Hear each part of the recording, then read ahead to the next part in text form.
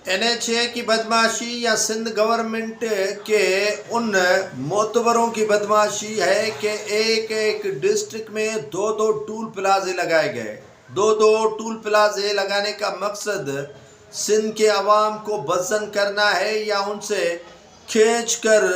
Juice निकालना है। इसी तनाजुर में मटियारी के ओल्ड नेशनल हाईवे पर एक टूल प्लाजा और